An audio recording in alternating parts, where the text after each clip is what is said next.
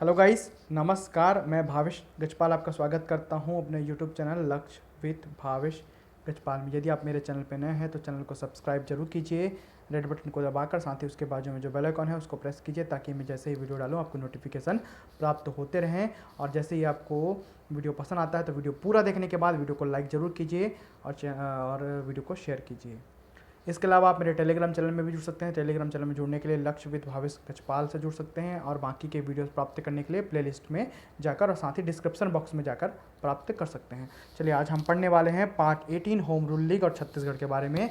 छत्तीसगढ़ का आधुनिक इतिहास का क्लास बहुत दिन से रुका हुआ था क्योंकि ये CGPSC मेंस और एसीएफ रेंजर में 2017 के एसीएफ रेंजर वाले पेपर में लगभग 10 क्वेश्चन छत्तीसगढ़ के आधुनिक इतिहास से संबंधित क्वेश्चन आए हुए हैं। बहुत सारे छत्तीसगढ़ के इतिहास से क्वेश्चन, जिसमें से आधुनिक इतिहास सर्वाधिक बार ही पूछता है। आजकल मध्यकालीन और प्राचीन इतिहास को नहीं पूछता छत्तीसगढ़ का। ठीक है, तो आधुनिक इतिहास को ही मैं खत्म करा रहा हूँ, जिसमें ये पार्ट नंबर 18 है, 18वां पार्ट है। पूरा डिटेल है क्योंकि आजकल क्वेश्चन को थोड़ा डीप कर दिया है, नए नए क्वेश्चन आते हैं। ठीक है, जैसे कि आप PSC प्री में देख ही चुके हैं, तो उसी परिप्रेक्ष्य से ही मैं पूरा डिटेल में और मानक पुस्तकों से, है ना, तो मैं पूरा मानक पुस्तकों से यूट्यूब ये कंटेंट जो है वो तैयार किया हूँ। 2-3 बुक को मिलाकर एक साथ तैयार किया हूँ, एक साथ आपको परोस रहा हूँ। तो देखिए, सबसे पहले आज हम पढ़ने वाले होम रूल लीग और छत्तीसगढ़ पार्ट 18।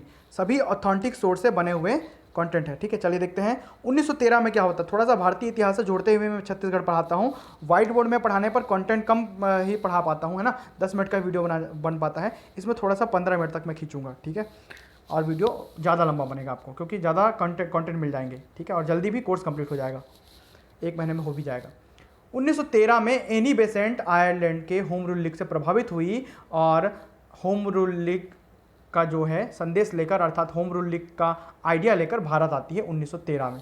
जब एनी बेसेंट कहाँ गई थी, इंग्लैंड गई थी, तब वो आयरलैंड के होम रूल लीग से प्रभावित होती है। ये सुझाव यहाँ पर इंडिया में फैलता है और तिलक और एनी बेसेंट के बीच चर्चा होती है। साथ में दोनों फ्लैग भी फहराते हैं कई जगह। और वैसे ही तिलक जो है, बाल गंगाधर तिलक, वो जो कि गरम दल के नेता माने जाते हैं, गरम स्वभाव के थे, वो 29 अप्रैल सन 1916 को बेलगांव में होम रूल लीग की स्थापना कर देते हैं। जबकि एनी बेसेंट, ठीक है, एनी बेसेंट सितंबर 1916 में अड़यार मद्रास में, ठीक है, होम रूल लीग की स्थापना कर देती है। ठीक है, चलिए, कर्नाटक, महाराष्ट्र और मध्य प्रांत, जिसे बरार कहते हैं, सेंट्रल प्रोविंस, क्योंकि उस समय छत्तीसगढ़ CP के अंतर्गत आता था, बरार के अंतर्गत आता था, इसलिए हम भी तिलकवादी होम रूल लीग के अंतर्गत आ गए। इधर जो है एनी बेसेंट वाले इलाके में पूरा जो दक्षिण वाला क्षेत्र है, अड़यार मद्रास वाला क्षेत्र, साथ ही पश्चिम बंगाल वाला क्षेत्र, ये सभी एनी बेसेंट के होम रूल लीग से प्रभावित क्षेत्र था। इसके सचिव जॉर्ज अरुडेल थे। ठीक है, अब देखते हैं क्या होता है।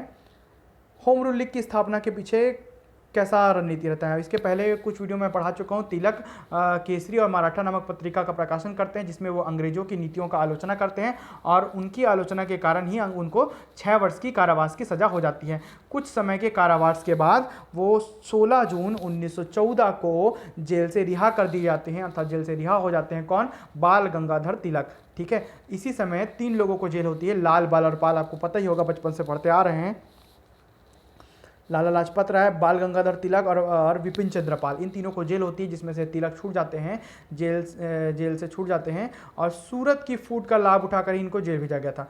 सूरत में सन 1907 में जो सूरत अधिवेशन होता है, जिसमें कांग्रेस के नरम दल और गरम दल में विभाजन हो जाता है कांग्रेस, तो उसमें गरम दल के नेता होते हैं बाल गंगाधर तिलक। तो वो कांग्रेस इन्हीं फूट का फ़ायदा उठाकर इनके में फूट डालकर इनको जेल में डाल देती है और इनके प्रति आक्रोश, अंग्रेजों के प्रति आक्रोश की भावना को देखकर इनको जेल में डाल देती है। तिलक जो छूटते हैं वो 16 जून 1914 को छूटते हैं और अगले 2 साल बाद ही ये क्या कर देते हैं, होम रूल लीग की स्थापना कर देते हैं। चलिए देखते हैं अब क्या होता है। तब छत्तीसगढ़ वाला जो क्षेत्र है वो तिलक के अंतर्गत आता था। अतः प्रचार के समय 6 शाखाओं में से एक शाखा 1915 में छत्तीसगढ़ में भी विभिन्न नगरों में all India home rule league की शाखाएं खुली। तो 6 शाखाओं में से एक शाखा सन 1915 में छत्तीसगढ़ के विभिन्न नगरों में से all India home rule league की शाखाएं खुली। कब खुली? 1915 में। यह मानक बुक में यही डेट दिया, 1915 में खुल गई। जबकि मेन मुख्य जो शाखा थी 1916 में स्थापित हुई, लेकिन उसके पहले ही, चूंकि किसी भी संस्था को चालू करने से पहले उसका समर्थन चाहिए रहता है, तो उसके पहले घूम कर जो तिलक है ना, समर्थन बटोरते हैं 1914 से। जब वे जेल से छूटते हैं तो समर्थन बटोरते हैं, जिसमें वो छत्तीसगढ़ में भी शाखा खोल लेते हैं 1915 में। अब कहाँ कहाँ शाखा खुला, इसको आगे बताऊंगा।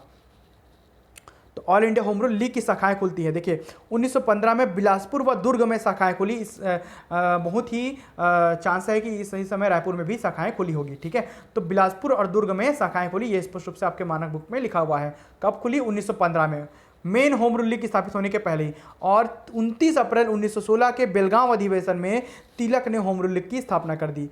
किसमें? बेलगांव में। बेलगांव में 29 अप्रैल सन 1916 को तिलक ने होम रूल लीग की स्थापना की। इसके पहले उन्होंने समर्थन बटोरने के लिए अलग अलग जगह all India home rule league की स्थापना की। 1915 में बिलासपुर और दुर्ग में शाखाएं खुली, छोटी छोटी शाखाएं खुली। अब क्या होता है? 1916 में बेलगांव में तिलक होम रूल लीग की स्थापना कर देते हैं। उसके बाद 1917 में मध्य प्रांत के तिलक का प्रभाव ज़्यादा दिखता है, होम रूल लीग से प्रभावित हो जाते हैं तिलक के, और तिलकवादी स्वराज संघ की सदस्य संख्या बढ़ने लगती है। तिलकवादी स्वराज संघ बनाया जाता है जिसमें उनमें जुड़ने वाले सदस्यों की संख्या लगातार बढ़ने लगती है।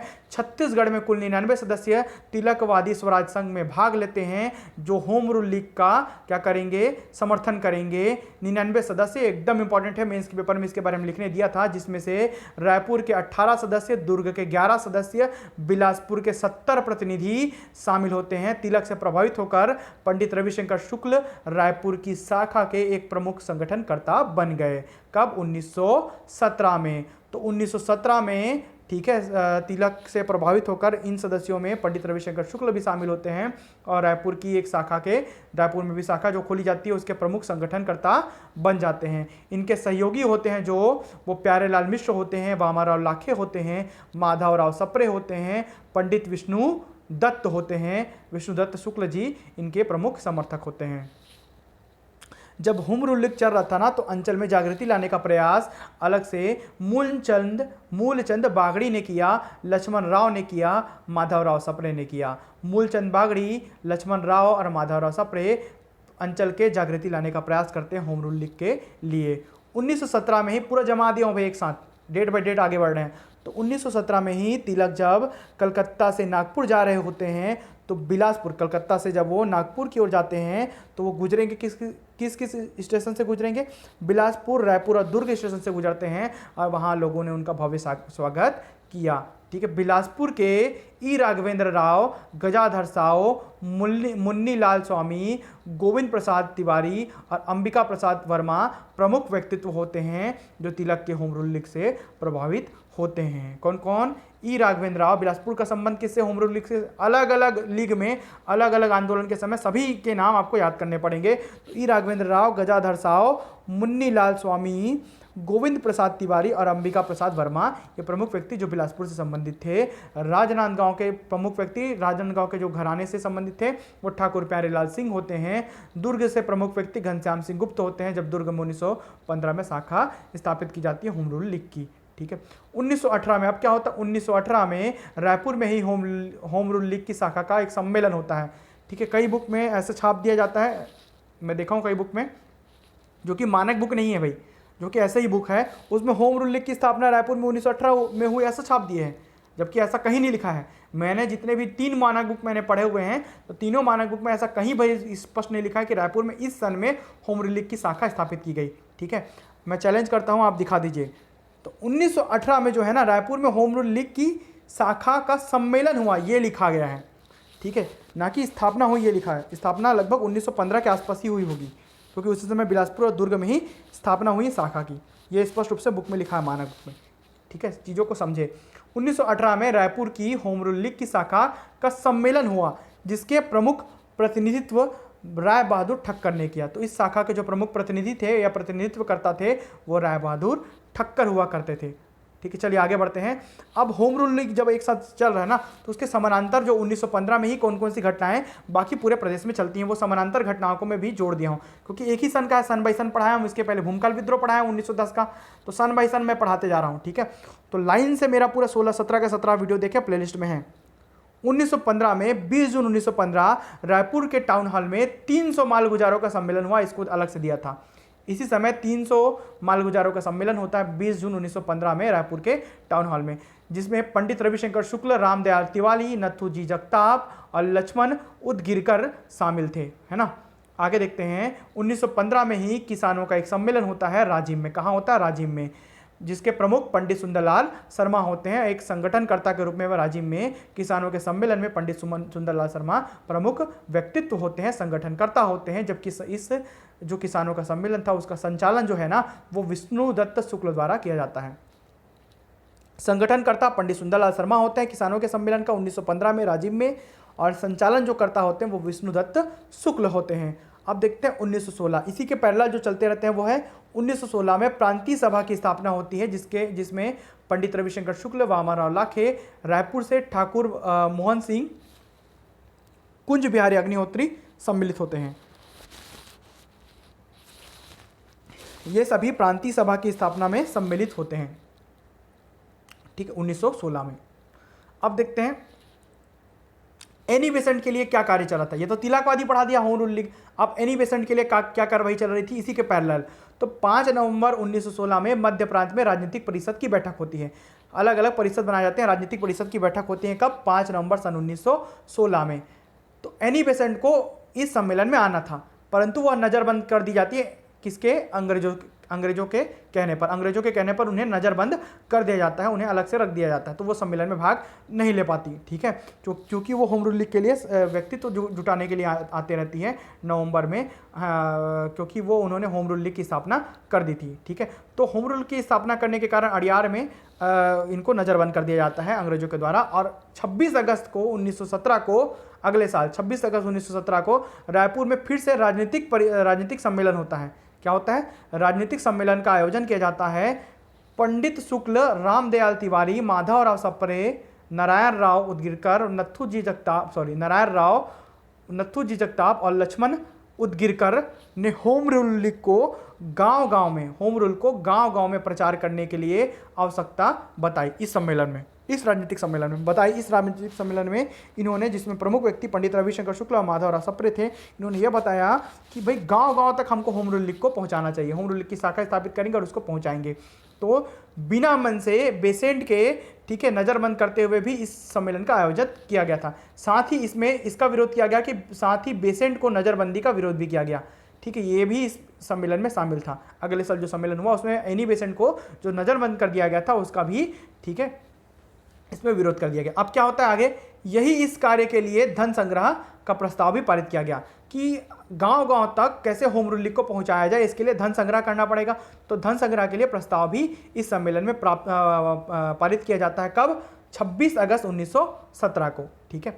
आगे देखते हैं अखिल भारतीय कांग्रेस कमेटी और छत्तीसगढ़ 1918, इसको देखते हैं, ये अलग पॉइंट है। अब ना होम रूल लीग खत्म हो गया। अब देखते हैं अखिल भारतीय कांग्रेस कमेटी और छत्तीसगढ़ 1918। 26 जनवरी 1918 को कांग्रेस का अधिवेशन दिल्ली में होता है, जिसके अध्यक्ष मदन मोहन मालवीय होते हैं। कौन होते हैं? मदन मोहन मालवीय इसके अध्यक्ष होते हैं। छत्तीसगढ़ में राजनीतिक जागरूकता को देखते हुए छत्तीसगढ़ के ई राघवेंद्र राव और सीएम ठक्कर को सदस्य के रूप में शामिल कर लिया जाता है। किसमें? केंद्र स्तर पर, अर्थात अखिल भारतीय स्तर पर ई राघवेंद्र राव और सीएम ठक्कर छत्तीसगढ़ से शामिल होने वाले व्यक्ति हो जाते हैं। कब? छत्तीसगढ़ के राजनीतिक जागरूकता को देखते हुए, क्योंकि इसके पहले यहाँ होम रूल आंदोलन की शाखाएं स्थापित हो गई थी, ठीक है। इसको देखते हुए कांग्रेस गण प्रभावित होते हैं और ई राघवेंद्र राव और सीएम ठक्कर को शामिल कर लेते हैं सदस्य के रूप में अखिल भारतीय स्तर पर, तथा मध्य प्रांत के कुल 12 सदस्य शामिल होते हैं। इन 12 सदस्यों में छत्तीसगढ़ के कौन 2 सदस्य? ई राघवेंद्र राव और सीएम ठक्कर। बाकी जो 10 सदस्य हैं वो मध्य प्रांत बराड़ के हैं, जिनमें मध्य प्रदेश के भी लोग शामिल हैं। तो अखिल भारतीय कांग्रेस कमेटी में शामिल हुए ये दोनों व्यक्ति हैं छत्तीसगढ़ के। अब देखते हैं रायपुर में प्रांतीय राजनीतिक सम्मेलन कब होता है? 1918। बस इसके बाद अंतिम बिंदु, फिर खत्म हो जाएगा। तो रायपुर में प्रांतीय राजनीतिक सम्मेलन 1918। 5 अप्रैल 1918 को कोलंबो में होने वाले सम्मेलन में बिपिन चंद्र पाल और खापर्डे, ठीक है, को इंग्लैंड खापर्डे को जाना था, परंतु इंग्लैंड के युद्ध परिषद की अनुमति न मिलने के कारण वे वहां शामिल नहीं हो सके। तो क्या हो गया? कांग्रेसियों में रोष हो गया। तो बिपिन चंद्र पाल और खापर्डे को अनुमति न मिलने के कारण, किसकी? इंग्लैंड की युद्ध परिषद की अनुमति न मिलने के कारण, ठीक है, वो क्या होते हैं? शामिल नहीं हो पाते हैं कोलंबो के सम्मेलन में। और मध्य प्रांत में इससे असंतोष फैल जाता है कि अंग्रेज हमें शामिल होने नहीं दिए, हमारे व्यक्तियों को शामिल होने नहीं दिए। तो क्या होता है, 30 से 31 मार्च सन 1918 को छठवां जब प्रांतीय राय सम्मेलन होता है वो रायपुर में होता है। इसको याद रखिएगा, पहला दूसरा तीसरा बताया हूँ, ये छठवां नंबर का देखिए। 30 से 31 मार्च 1918 को छठवां प्रांतीय सम्मेलन कहाँ होता है, रायपुर में आयोजित होता है, जिसकी अध्यक्षता हरिदास ने की और इसमें विरोध प्रकट किया गया इनके शामिल न होने के लिए। ठीक है, आगे बढ़ते हैं। गोपाल कृष्ण गोखले का रायपुर आगमन, ये भी 1918 की घटना, इसलिए इसको शामिल कर दिया हूं। अब देखते हैं, मई 1918 में गोपाल कृष्ण गोखले रायपुर आए। उद्देश्य था बुद्धिजीवियों को देश के राजनीति में सक्रिय बनाना, देश की राजनीति में शामिल होने के लिए उनको प्रेरित करना। वामनराव लाखे के निवास में यह सम्मेलन हुआ। कहाँ हुआ, वामनराव लाखे के निवास में यह सम्मेलन गोपाल कृष्ण गोखले की अध्यक्षता में की जाती है, जिसमें रायपुर के पंडित रविशंकर शुक्ल, लक्ष्मण राव उदगीरकर और श्री वामनराव लाखे शामिल होते हैं। जहाँ रायपुर की बात आती है वहाँ वामनराव लाखे और माधवराव सप्रे और रविशंकर शुक्ल और साथ ही लक्ष्मण राव उदगीरकर का नाम आना तय है। राजनांदगांव का जहाँ नाम आएगा वहाँ ठाकुर प्यारेलाल सिंह का नाम आना तय है। और धमतरी से नारायण राव मेघावले, नत्थू जी जगताप, बाबू छोटेलाल भी शामिल होते हैं। राजिम से अर्थात गरियाबंद वाले क्षेत्र से पंडित सुंदरलाल शर्मा शामिल होते हैं, जो कि धमतरी जिला के आसपास का क्षेत्र है, इसलिए सुंदरलाल शर्मा का संबंध धमतरी जिले से है। तो राजिम से मुख्य रूप से ये शामिल होते हैं। सभा की योजना क्या थी, स्वराज हमारा जन्मसिद्ध अधिकार है, ये सभा की योजना थी। यही इसी का नारा देते हुए सम्मेलन आयोजित किया जाता है वामनराव लाखे के घर पर। स्वराज हमारा जन्मसिद्ध अधिकार है, इसका गांव-गांव में प्रचार करना, पर्चे बांटना और भाषण देना, ये इस योजना में तय किया जाता है। साथ ही धमतरी में 17 से 18 मई 1918 को धमतरी में तहसील स्तरीय सम्मेलन भी होता है, जिसमें इसी संबंधित चर्चाएं की जाती है। धमतरी में 17 से 18 मई 1918 को तहसील स्तरीय सम्मेलन भी होता है। ये CGPSC मेंस, साथ ही ACF रेंजर आगामी होने वाले में आधुनिक इतिहास को मद्देनजर रखते हुए ये वीडियो बनाया गया है। वीडियो का अंत तक जरूर देखें। साथ ही इसका PDF प्राप्त करने के लिए आप टेलीग्राम चैनल से जुड़ें। टेलीग्राम चैनल में जैसे जुड़ जाएंगे आप इसको PDF को 5-7 रुपये में परचेज कर सकते हैं। जो इसको लिखना चाहते हैं वो लिख सकते हैं स्क्रीनशॉट लेके, और जो नहीं लिखना चाहते, जिनको लिखने में समय नहीं मिल पा रहा है, तो वो परचेस कर सकते हैं PDF। उसका लिंक मैं टेलीग्राम में दे दूंगा स्टोर में, साथ ही कम्युनिटी में भी डाला है स्टोर का लिंक, वहाँ से आप परचेस कर सकते हैं। वीडियो में अंत तक बने रहने के लिए धन्यवाद।